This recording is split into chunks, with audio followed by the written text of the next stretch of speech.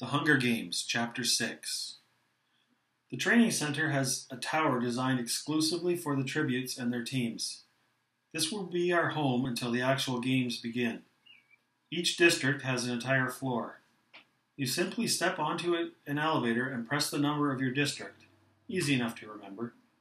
I've ridden the elevator a couple of times in the Justice Building back in District 12. Once to receive the medal for my father's death, and then yesterday to say my final goodbyes to my friends and family. But that's a dark and creaky thing that moves like a snail and smells of sour milk.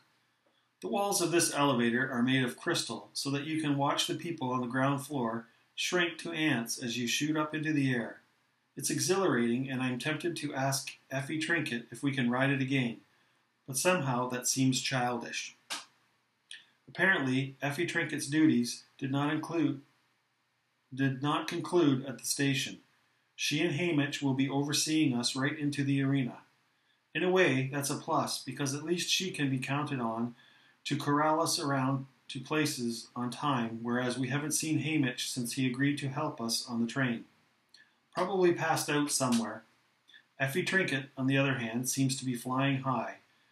We're the first team she's ever chaperoned that made a splash at the opening ceremonies. She's complimentary about not just our costumes, but how we conducted ourselves. And to hear her tell it, Effie knows everyone who's anyone in the capital, and has been talking us up all day, trying to win us sponsors. It's been very mysterious, though, she says, her eyes squint half shut, because, of course, Hamish hasn't bothered to tell me your strategies, but I've done my best with what I had to work with. How Katniss sacrificed herself for her sister, how you both successfully struggled to overcome the barbarism of your district. Barbarism? That's ironic, coming from a woman helping to prepare us for slaughter. And what's she basing our success on? Our table manners? Everyone has their reservations, naturally, you being from the coal district, but I said, and this was very clever of me, I said, well, if you put enough pressure on coal, it turns to pearls. Effie beams at us so brilliantly that we have no choice but to respond enthusiastically to her cleverness, even though it's wrong. Coal doesn't turn to pearls. They grow in shellfish. Possibly she meant coal turns into diamonds, but that's untrue, too. I've heard they have some sort of machine in District 1 that can turn graphite into diamonds. But we don't mine graphite in District 12. That was part of District 13's job until they were destroyed.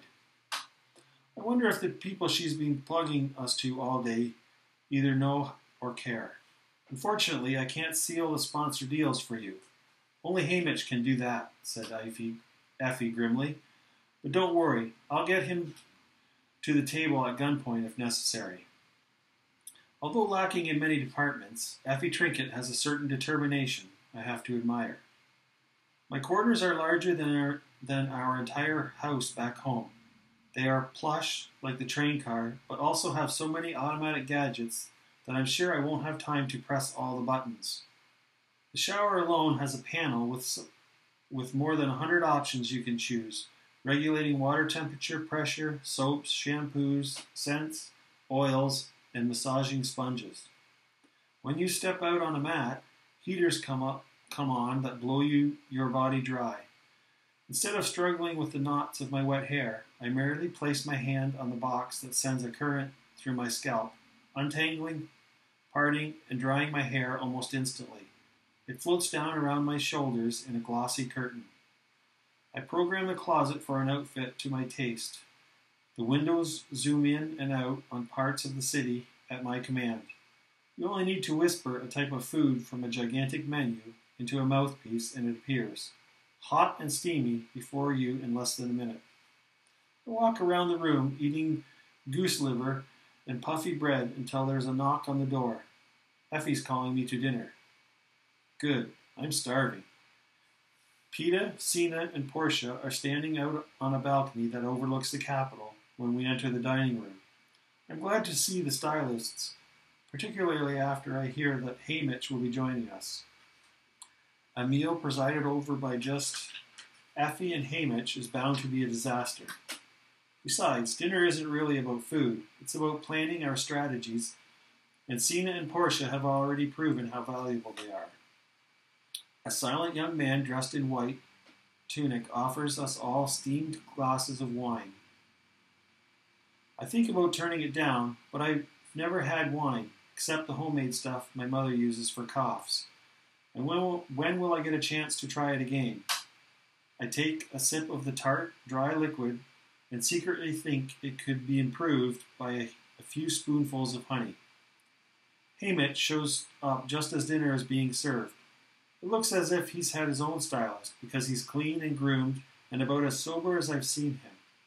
He doesn't refuse the offer of wine, but when he starts in on his soup, I realize it's the first time I've ever seen him eat. Maybe he really will pull himself together long enough to help us. Sina and Portia seem to have a civilizing effect on Haymitch and Effie. At least they're addressing each other decently, and they both have nothing but praise for our stylist's opening act. While they make small talk, I concentrate on the meal.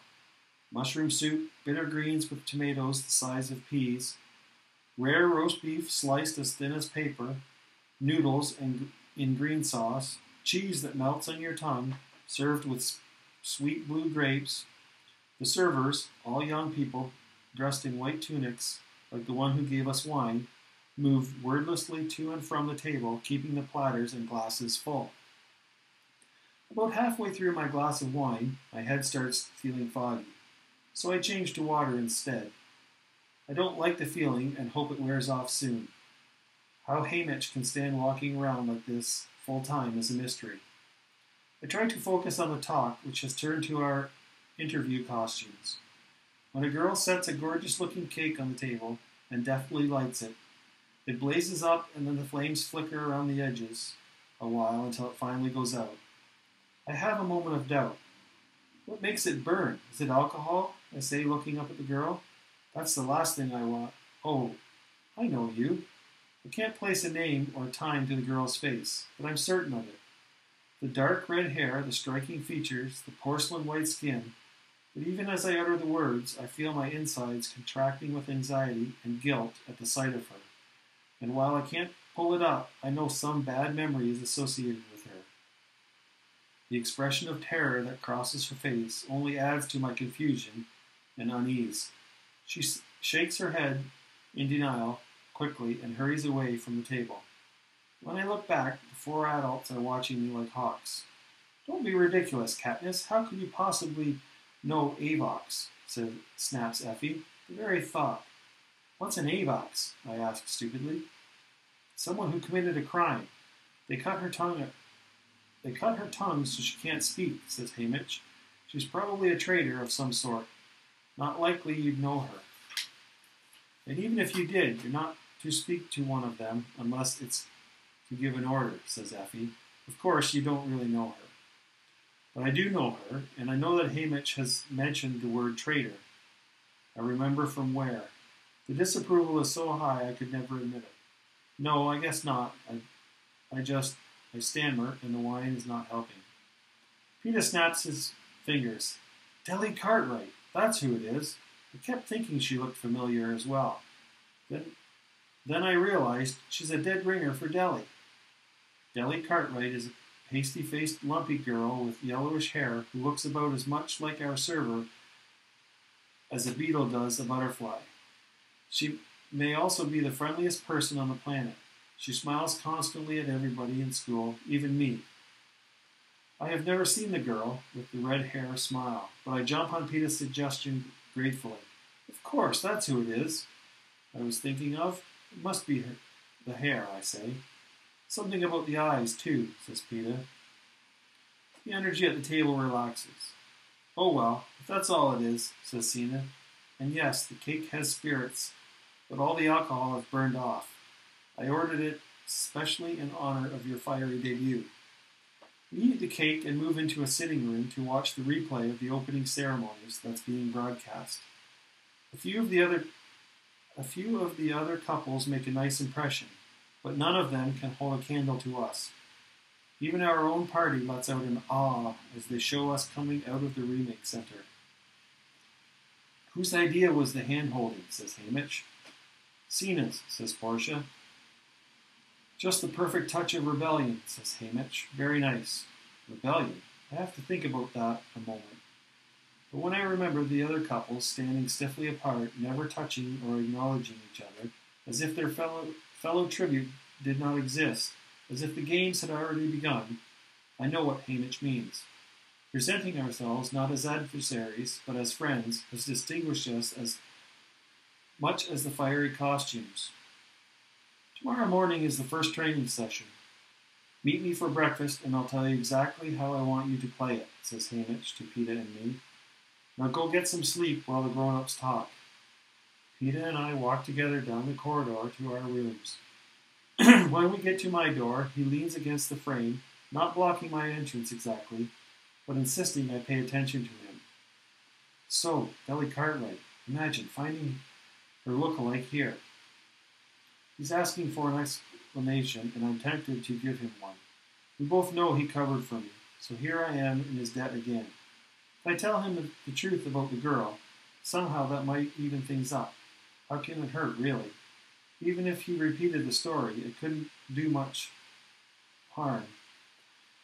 It was just something I witnessed, and he lied as much as I did about Deli Cartwright. I realized I do want to talk to someone about the girl, someone who might be able to figure out her story. Gail would be my first choice, but it's unlikely I'll ever see Gail again. I tried to think of telling Peeta could give him any possible advantage over me, but I don't see how. Maybe sharing a confidence will actually make him believe I see him as a friend. Besides, the idea of the girl with her maimed tongue frightens me. She has reminded me why I'm here. Not to model flashy costumes and eat delicacies, but to die a bloody death while the crowds urge on my killer. To tell or not to tell? My brain still feels slow from the wine. I stare down the empty corridor as if the decision lies there. Peeta picks up my hesitation. Have you been on the roof yet? I shake my head. Sina showed me. You can practically see the whole city. The wind's a bit loud, though. I translate this into, no one will ever hear us talking, in my head. We do have the sense that we might be under surveillance here. Can we just go up? Sure, come on, says Peeta. I follow him to a flight of stairs that lead to the roof. There's a small dome-shaped room with a door to the outside. As we step into the cool, windy evening air, I catch my breath at the view. The Capitol twinkles like a vast field of fireflies. Electricity in District 12 comes and goes. Usually we only have it a few hours a day. Often the evenings are spent in candlelight. The only time you can count on it is when they're airing the games or some important government message on television that it's mandatory to watch. But here there would be no shortage, ever. Peeta and I walk to the railing at the edge of the roof. I look straight down the side of the building to the street, which is buzzing with people. You can hear their cars, an occasional shout, and strange metallic tinkling. In District 12, we'd all be thinking about bed right now. I asked Sina why they let us up here. Weren't they worried that some of the tributes might decide to jump over the side, says Peeta. What'd he say, I asked. You can't, says Peeta. He holds out his hands into seemingly empty space. There's a sharp zap and he jerks back. Some kind of electric field that throws you back on the roof. Always worried about our safety, I say. Even though Sina has shown Peeta the roof. I wonder if we're supposed to be up here now, so late and alone. I've never seen tributes on the training center roof before, but that doesn't mean we're not being taped. Do you think they're watching us now? Maybe, he admits. Come see the garden. On the other side of the dome, they've built a garden with flower beds and potted trees. From the branches hang hundreds of wind chimes, which account for the tinkling, I heard. Here in the garden, on this windy night, it's enough to drown out two people who are trying not to be heard. Peeta looks at me expectantly. I pretend to examine a blossom. We were hunting in the woods one day, hidden, waiting for game, I whisper. You and your father? He whispers back. No, my friend Gail. Suddenly, all the birds stopped singing at once, except one, as if it were giving a warning call. And then we saw her. I'm sure it was the same girl. A boy was with her. Their clothes were tattered. They had dark circles under their eyes from no sleep. They were running as if their lives depended on it, I say. For a moment, I am silent as I remember how the sight of this strange pair, clearly not from District 12, fleeing through the woods, immobilized us. Later, we wondered if we could have helped them escape. Perhaps we might have concealed them if we'd moved quickly. Gail and I were taken by surprise. Yes, we were both hunters. We know how animals look at bay. We know the pair was in trouble as soon as we saw them, but we only watched. The hovercraft appeared out of nowhere, I continued to Peeta. I mean, one moment the sky was empty, and the next it was there. It didn't make a sound, but they saw it. Annette dropped down on the girl and carried her up, fast, so fast like an elevator. They shot some sort of spear through the boy. It was attached to a cable, and they hauled him up as well. But I'm certain he was dead. We heard the girl scream once, the boy's name, I think. Then it was gone, the hovercraft. Vanished into thin air, and the birds began to sing again, as if nothing had happened. Did they see you? Peeta asked. I don't know. We were under a shelf of rock, I replied. But I do know. There was a moment after the bird call, but before the hovercraft, where the girl had seen us. She'd locked eyes with me and called out for help, but neither Gail or I had responded. You're shivering, says Peeta. The wind and the story have blown all the warmth from my body. The girl screamed. Had it been her last? Peeta takes off his jacket and wraps it around my shoulders. I start to take a step back, but then I let him, deciding for a moment to accept both his jacket and his kindness. A friend would do that, right? They were from here.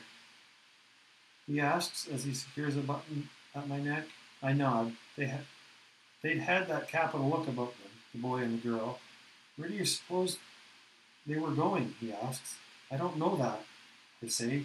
District 12 is pretty much the end of the line. Beyond us, there's only wilderness, if you don't count the ruins of District 13 that still smolder from the toxic bombs. They show it on television occasionally just to remind us. But why would they leave here? Hamish had called the Avox as traitors. Against what? It could only be the capital. They had everything here, no cause to rebel. I'd leave here, Peeta blurts out. Then he looks around nervously. It was loud enough to hear above the chimes. He laughs. I'd go home now if they'd let me. But you have to admit, the food's prime. He's covered again. If that's all you'd heard, it would just sound like the words of a scared tribute, not someone contemplating the unquestionable goodness of the capital. It's getting chilly. We better go in, he says. Inside the dome, it's warm and bright. His tone is conversational. Your friend Gale, he's the one who took your sister away at the reaping? Yes, do you know him, I asked. Not really. I hear the girls talk about him a lot. I thought he was your cousin or something. You favor each other, he says. No, we're not related, I say. Peeta nods, unreadable. Did he come to say goodbye to you? Yes, I say, observing him carefully. So did your father. He brought me cookies. Peeta raises his eyebrows as if this is news, but after watching him lie so smoothly, I don't give this much weight. Really? Well, he likes you and your sister.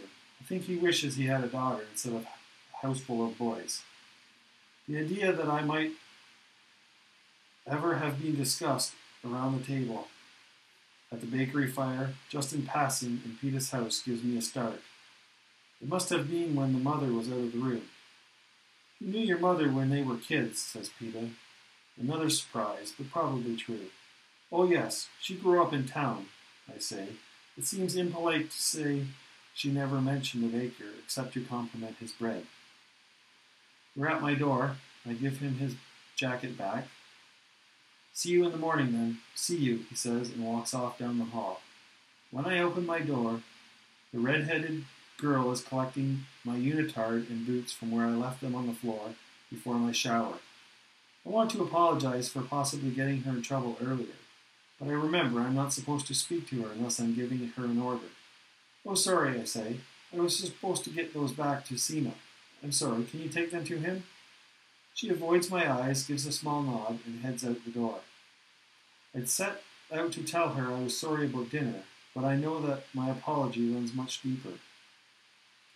That I am ashamed I never tried to help her in the woods, that I let the capital kill the boy and mutilate her without lifting a finger. Just like I was watching the games. I kicked off my shoes and climbed under the covers in my clothes.